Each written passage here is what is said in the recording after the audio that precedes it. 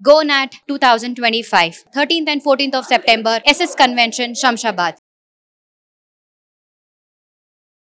Hello నమస్తే, welcome to Suman TV. ప్రస్తుతం మనతో పాటు లైఫ్ కోచ్ ప్రశాంతి గారు ఉన్నారు. వీరితో కొన్ని విషయాల గురించి మనం ఈరోజు షేర్ చేద్దాం. హలో అండి, నమస్తే. నమస్తే కీర్తి గారు. యా, సో అంటే ఇప్పుడు 2 days బ్యాక్ మనకి మంచిర్యాలో ఒక సంఘటన జరిగింది. ఒక అమ్మాయి అంటే తను ప్రేమించింది ఒక అబ్బాయిని. మేబీ పెద్దలు ఒప్పుకోలేదు, మరి ఏం సమస్య వాళ్ళిద్దరి మధ్యలో మనకు తెలియదు. తనతోనే బతకాలి అని అనుకున్నాను, లేదు ఇప్పుడు పాసిబుల్ అవ్వట్లేదు కాబట్టి చనిపోతానని చెప్పి రైల్వే ట్రాక్ మీద తను సూసైడ్ చేసుకుంది. దాని తర్వాత అదే తెలుసుకున్న ఆపోజిట్ పర్సన్, అదే లవర్ అనే అతను, ఆ అబ్బాయి, తను కూడా ఇంకా తను లేనప్పుడు నేను కూడా ఉండలేను అని చెప్పి తను కూడా సూసైడ్ చేసుకున్నాడు. సో ఇవి అంటే ఇలాంటి కేసెస్ ఎప్పుడు చూస్తూనే ఉంటాం మనము. యంగ్ జనరేషన్లో లవ్ అనేసి పెద్దలు ఒప్పుకోలేదనో, లేదంటే వాళ్ళిద్దరి మధ్యలో గొడవలు ఉన్నాయనో, వాళ్ళు చనిపోవడం, లేదంటే ఆపోజిట్ పర్సన్స్ని చంపడం, ఇలాంటివి చేస్తూ ఉంటారు. అంటే నేను అనుకునేది ఏంటి అంటే, ఇప్పుడు యంగ్ జనరేషన్ ఇంకా మనకి ఫ్యూచర్ చాలా ఉంటుంది. వాళ్ళ గోల్స్ పట్ల వాళ్ళు, అంబిషన్స్ పట్ల వాళ్ళు ఫోకస్ అనేది చేయొచ్చు యాక్చువల్లీ. సో ఆ పరిస్థితి ఎందుకు రావట్లేదు అంటారు? వాళ్ళు ఇంత అంటే ఆ మైండ్ సెట్ అనేది ఇంత ఇలాంటివి ఏమైనా సంఘటనలు రాగానే డిప్రెషన్ అయిపోయో, లేదంటే అంత క్షణికావేశంలో అట్లాంటి డెసిషన్స్ అనేవి ఎందుకు తీసుకుంటున్నారు అంటారు? అసలు ఎలా వెళ్ళాలి? అంటే మీరు ఒకవేళ అడ్వైస్ చేయాలి అంటే యంగ్ జనరేషన్కి ఇలాంటి సిచ్యువేషన్లో ఉన్నప్పుడు వాళ్ళు ఫార్వర్డ్ వెళ్ళాలి అని అంటే ఎలా చెప్తారు అసలు? ఒక సైడ్ పేరెంట్స్ వాళ్ళు ఆ ఏజ్ని అండర్స్టాండ్ చేసుకోవాలి. కరెక్ట్, అవును.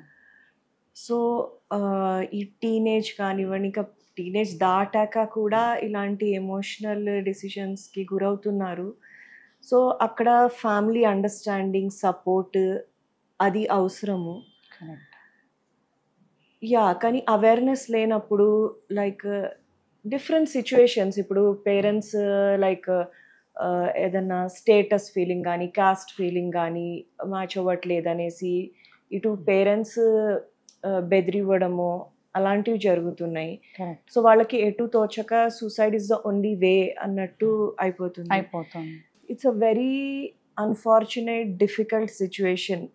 నేను చెప్పేది ఏంటంటే లైక్ వీళ్ళన్నా అవేర్, చదువుకున్న పిల్లలు ఓకే, వీళ్ళన్నా అవేర్ అయి ఉండి కొంచెం ఓపిక పట్టడము. ఓకే, మేము ఇంకా సంపాదించి సెటిల్ అయ్యి కన్విన్స్ చేస్తాము పేరెంట్స్ని, ఇరుపక్షాల వాళ్ళకి అనే ఓపికన్నా ఉండాలి. ఇలా క్షణికావేశంకి లోన్ కాకుండా సో ఆ ఓపిక తెచ్చుకోవాలి అండ్ హోప్ ఉండాలి. అలాగే I think they should have a good circle of friends కానివ్వండి, మెంటర్స్ కానివ్వండి, ఎవరితోనన్నా షేర్ చేసుకోవడం ఉంటేనన్నా వాళ్ళు ఆ మూమెంట్లో వాళ్ళకి ఏదన్నా ప్రాపర్ వేలో గైడ్ చేస్తారు. So all these things matter. And another thing is movies influence ఒకటి. కరెక్ట్.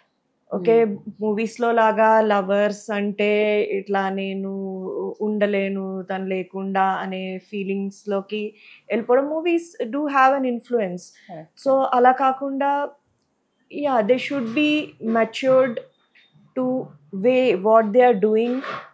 అంటే దానివల్ల ఇంపాక్ట్, లైఫ్ అనేది ప్రెషియస్, అది తెలుసుకోవాలి. లైఫ్ సూసైడ్ అటెంప్ట్తో అంతా ఎండ్ అయిపోతుంది. సో మనం జీవించే ఏదన్నా సాధించాలి అనేది తెలుసుకోవాలి వాళ్ళు. That's what. And yeah, the ecosystem, maybe కాలేజ్లో ఉన్నారు, అవేర్నెస్ ప్రోగ్రామ్స్ ఉండాలి, ఆర్ కౌన్సిలింగ్ సెషన్స్, కౌన్సిలర్స్ అవైలబుల్గా ఉండాలి గైడ్ చేయడానికి ఎలాంటి సిచ్యువేషన్. మీరు అన్నట్టు అంటే young generation they don't come up with their problems like saying, ఒక ఇండివిజువల్ వచ్చి ఎవరు మీ దగ్గర వచ్చి చెప్పండి నాకు ఇది ఉంది అని. మీరు అన్నట్టు కాలేజెస్లో if they run some counselling sessions that might help, I guess, right? So అలాగే what I feel is counsellors ఉంటున్నారు కొన్ని కాలేజెస్లో.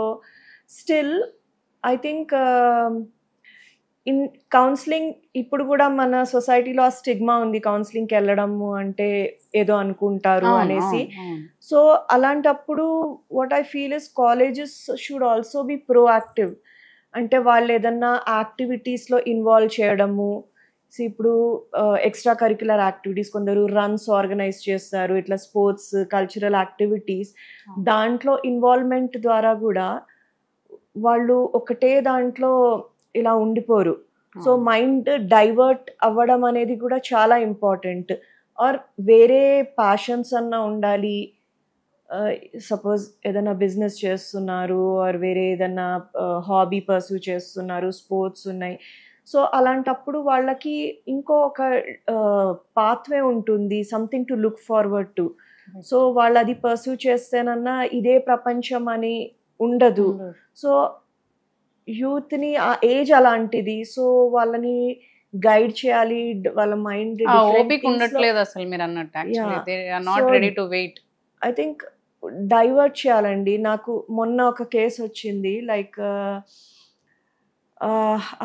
చిన్న అమ్మాయి, like 8th or 9th class అనుకుంటా. సో వచ్చేసి వాళ్ళ మదర్ వచ్చేసి షీఈస్ తన ఏజ్ కన్నా ఇన్అప్రోప్రియేట్గా బిహేవ్ చేస్తుంది అనేసి పెద్దవాళ్లతో క్లోజ్గా మూవ్ అవ్వడము, లైక్ సో తేలింది ఏంటంటే this mother is a single mother. Okay, and తను ఫుల్ టైం జాబ్కి వెళ్తుంది. సో ఇంటికి వచ్చేసరికి పొద్దున్నే వెళ్ళేసి ఇంటికి వచ్చేసరికి ఆ అమ్మాయి స్కూల్ నుండి వచ్చేసరికి ఇంట్లో అమ్మ ఉండదు, ఎవరు ఉండరు. ఓకే, అమ్మ 7-8 o'clock వచ్చేసి అప్పుడు అలసిపోయి ఏదో తినేసి పడుకుంటారంట. సో ఈ అమ్మాయికి ఇంట్లో ఎవరు లేనప్పుడు children they want so much attention. ఆ ఏజ్లో ఎన్నో చెప్పుకోవాలని ఉంటుంది. అటెన్షన్ పేరెంట్స్ నుండే వాళ్ళకి పొగిడిన అటెన్షన్ ఇచ్చేది పేరెంట్స్ వల్ల వచ్చేది. సో అది లేనప్పుడు they look for some out side people. ఆ అప్రూవల్, అటెన్షన్ గెయిన్ చేయడానికి బయట వైపు చూస్తారు డెఫినెట్లీ. సో నేను చెప్పింది ఒకటే, either it might be a difficult situation, మీరు జాబ్ చేంజ్ చేసుకోవాలి, ఆర్ టైమింగ్స్ డిఫరెంట్ ఉండేటట్టు జాబ్ చేయండి, లేకపోతే ఏదైనా బిజినెస్ స్టార్ట్ చేయండి. Okay, it's a difficult situation, the decisions might be difficult, కానీ మీ అమ్మాయికి ఇది క్రూషియల్ ఏజ్, తనకు కావాల్సింది దొరకట్లేదు అన్నప్పుడు you have to take some decision which may be hard. So వాళ్ళకి ఆ ఏజ్లో ఎవరన్నా పెద్దవాళ్ళు అవసరము.